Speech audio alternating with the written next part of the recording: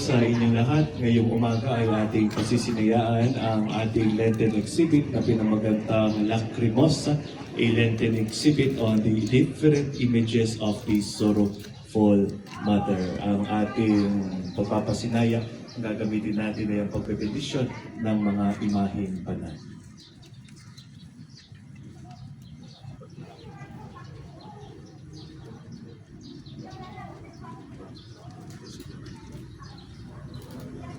Sa ngalan ng Ama at ng Anak at ng Espiritu Santo. Amen. Sumainyo ang Panginoon. At sumainyo.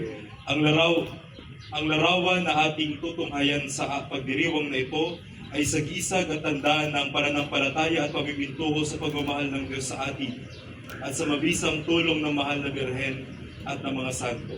Hinihiling natin ang grasya at pagpapala ng Diyos sa mga larawang ito upang ang ating buhay ay maangkop at maayon sa mga halimbawa at aral ni Jesus at ng mga santo.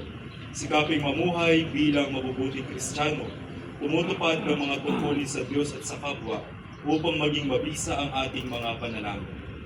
Sumainyo ang Panginoon. At sumainyo. Ang mabuting balita ng Panginoon ayon kay San Lucas. Papuri sa iyo, Panginoon. Sinabi pa rin niya sa kanila, ipalagay natin ang isa sa inyo'y nagpunta sa isang kaibigan, isang hating gabi at nagsabi, Kaibigan, bigyan mo muna ako ng 3 tinapay. Dumating kasi ang isa kong kaibigang naglalakbay at wala akong maihain sa kanya. At ganito naman ang sagot ng kanyang kaibigan sa loob ng bahay. Huwag mo nga akong gambalain. Nakatarangka na ang pinto at nakahiga na kami ng aking mga anak. Hindi na ako makababangon pa upang bigyan kita ng iyong kailangan. Sinasabi ko sa inyo, hindi man siya bumangon dahil sa kanilang pagkakaibigan. Babangon siya upang ibigay ang hinihingi ng kaibigan dahil sa pagpupumilit nito. Kaya sinasabi ko sa inyo, humingi kayo at kayo'y bibigyan. Humanap kayo at kayo'y makasusumpong. Pumatok kayo at ang pinto'y bubuksan para sa inyo. Sapagkat tumatanggap ang bawat humihingi, nakasusumpong ang bawat humahanap, at binubuksan ang bawat kumakatok. Kayong mga ama, bibigyan ba ninyo ng ahas ang inyong anak kung humingi ng isda? Bibigyan ba ninyo siya ng alakdan kung siya'y humihingi ng itlog? Kung kayong masasama ay marunong magbigay ng mabubuting bagay sa inyong mga anak, gaano pa kaya ang inyong amang nasa langit? Ibibigay niya ang Espiritu Santo sa mga humihingi sa Kanya. Ang mabuting balita ng Panginoon. Pinupuri ka namin, Panginoong Kristo. Mga kapatid, manalangin tayo sa Diyos amang makapangyarihan upang tayo ay maging kawangis ni Kristo sa taimtim na pagdalangin sa tulong ng mga larawan at dasalan.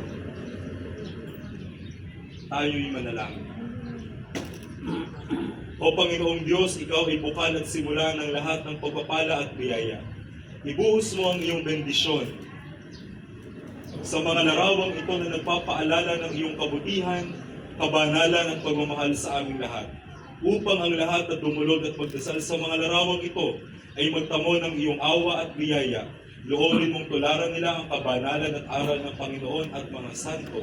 Hinihiling namin ito sa pamamagitan ng Jesucristo, aming Panginoon. Amen.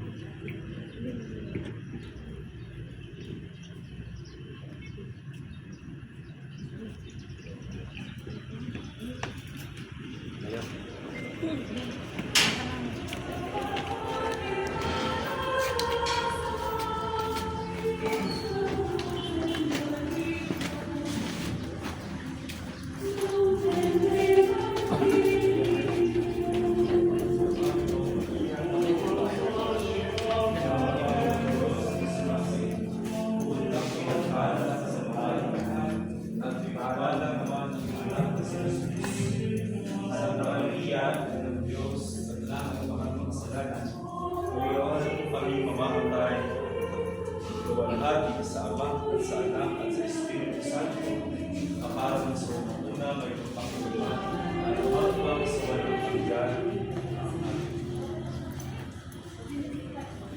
Pinasasalamatan po natin ang mga kamarero natin mula sa San Pablo na siyang nakikisa sa ating Lenten exhibit na ito. pagpasok niya dito, tinignan niyo ang mga mukha ng mahal na Birhen Maria ay sana hindi lang natin makita ang ganda ng imahe, pero tayo ay makapagdasal din. Ano? Kaya sa likod ng Birhen ng Dolorosa ay may mga papel kung saan pwede kayo magsulat ng inyong mga panalangin. Isulat niyo din ang mga hapis at sakit ng inyong puso na dinadala. At yung inyong mga panalangin iyon ay inyong idikit dyan sa belo na lumalaylay, no? Mula sa mahal na Birhen Maria. No? At kung paano si Maria ay lumapit kay Jesus, ay daladala din niya ang ating mga panalangin hanggang sa pakanan ng krus. Sumainyo ang Panginoon At sumayin at pagpalain kayong lahat ng makapangyarihang Diyos, Ama, Anak, at Espiritu Santo. Amen. Ang banal na pagdiriwang ay naialay na umayo tayo mapayapa taglay ang pag-ibig ng Diyos. Salamat sa Diyos.